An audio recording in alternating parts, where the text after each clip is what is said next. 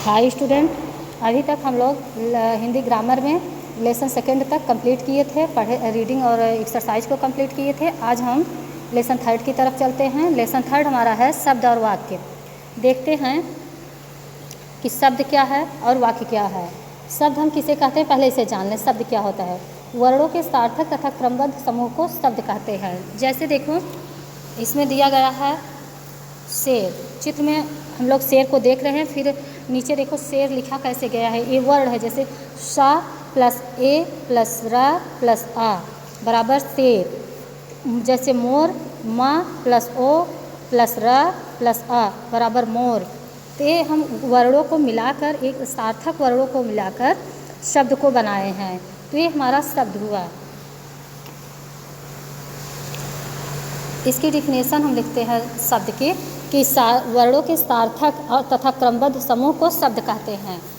शब्द के भेद, शब्द के 3 भेद होते हैं। शब्द के कितने भेद होते हैं? तो शब्द के 3 भेद होते हैं। पहला है सार्थक शब्द। जिन शब्दों का कोई अर्थ होता है वह सार्थक शब्द कहलाते हैं। कहने का मतलब है बच्चों को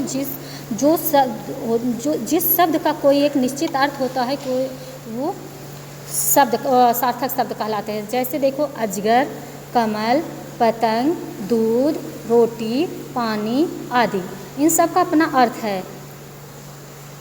अजगर में एक विषैला जीव है। कमल यह एक पुष्प का नाम है। पतंग एक वस्तु के है जो कि आप लोग उड़ाते हो, इसे जानते हो। तो इन शब्दों को पढ़ते ही इनका अर्थ तुरंत हमारी समझ में आ जाता है। जैसे पतंग। अब देखो, दूसरे नंबर पे है निरर्थक शब्द। निरर्थक क्या है? जिन शब्दों का कोई अर्थ नहीं होता वह निरर्थक शब्द कहलाते हैं।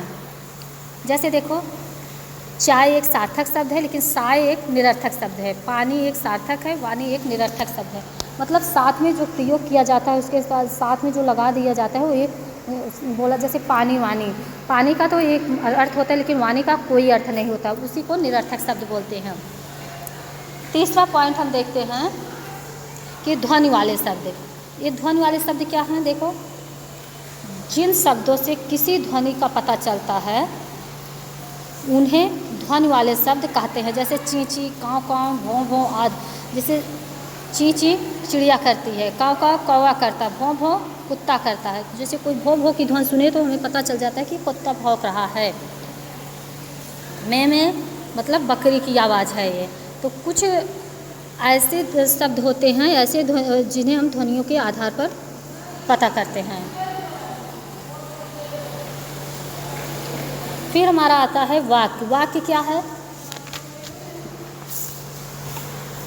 सार्थक वाक्य बनाने के लिए शब्दों को सही जगह पर रखना जरूरी होता है।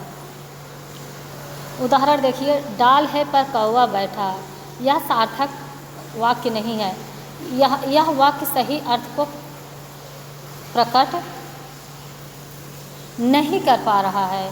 अब इन शब्दों को सही क्रम में लिखते हैं तो वाक्य बनता है। जैसे देखो, डाल पर कौवा बैठा, डाल पर कौवा बैठा है। फिगर में, चित्र के माध्यम से ही देख लो। जैसे यहाँ देखो, यह कितना सुंदर घर है। वाक्य की डिफिनेशन हम देखते हैं। 2 या 2 से अधिक शब्दों के सार्थक और क्रमबद्ध मेल को वाक्य कहते हैं। अब देखो, कुछ इम्पॉर्टेंट पॉइंट हैं बच्चों, इन्हें भी देख लो कि सार्थक शब्दों के मेल से वाक्य बनता है। नेक्स्ट पॉइंट है, वाक्य बनाने के लिए शब्दों का सही जगह पर रखना आवश्यक है। लास्ट पॉइंट है, हर वाक्य एक विचार या बात को प्रकट करता है। अब हम नेक्स्ट पॉइंट पर आते हैं, वाक्य के अंग। वाक्य के कितने अंग होते हैं, पहले इसको जान लो। वाक्य के 2 अंग होते हैं, एक उद्देश्य होता है, दूसरा विधेय होता है। उद्देश्य के बारे में देखें। वाक्य में जिसके बारे में कुछ कहा जाए उसे उद्देश्य कहते हैं। और विधेय क्या है? वाक्य में उद्देश्य के बारे में जो कुछ कहा जाए वह विधेय होता है।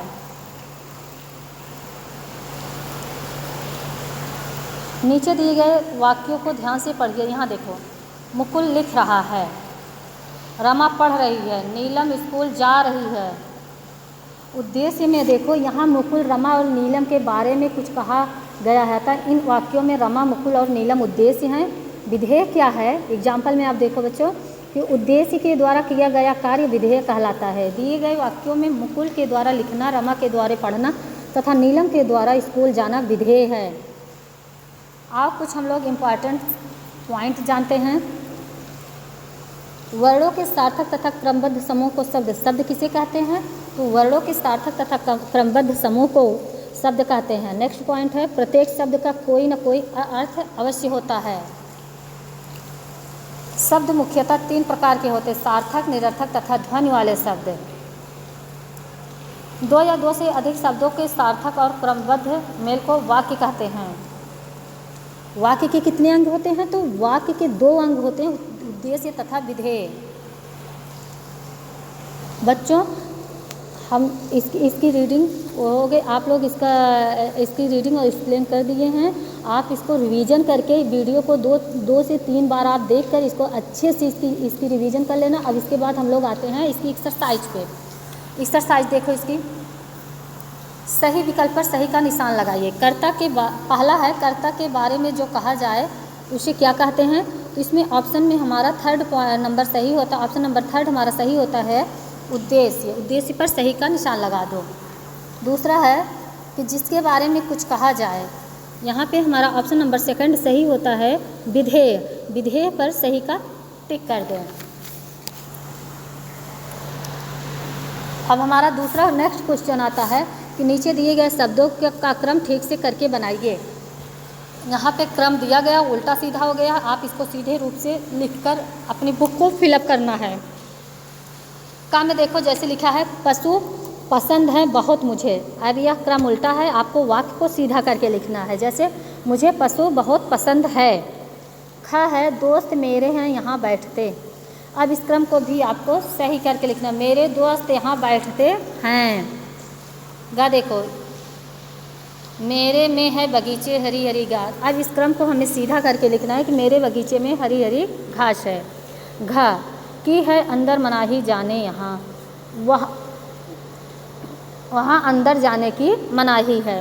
अब हम तीसरा क्वेश्चन देखते हैं कि नीचे दिए गए शब्दों में से सार्थक तथा निरर्थक शब्द छांटकर लिखना है।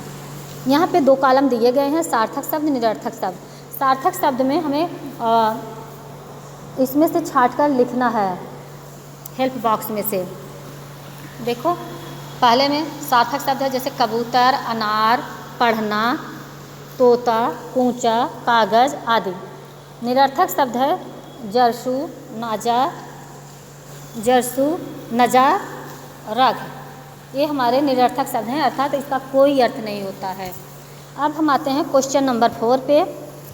क्वेश्चन नंबर 4 हमारा है, नीचे दिए गए शब्दों में रिक्त स्थान भरिए। पहला है 2 या 2, हेल्प बॉक्स में से हमें शब्द को उठा लेके भरना है। 2 या 2 से अधिक सार्थक शब्द के मेल से क्या बनता है? वाक्य बनता है। वाक्य से उसका अर्थ पूरी तरह स्पष्ट होना चाहिए। ग, जिन शब्दों का कोई अर्थ होता है वह सार्थक शब्द कहलाते हैं।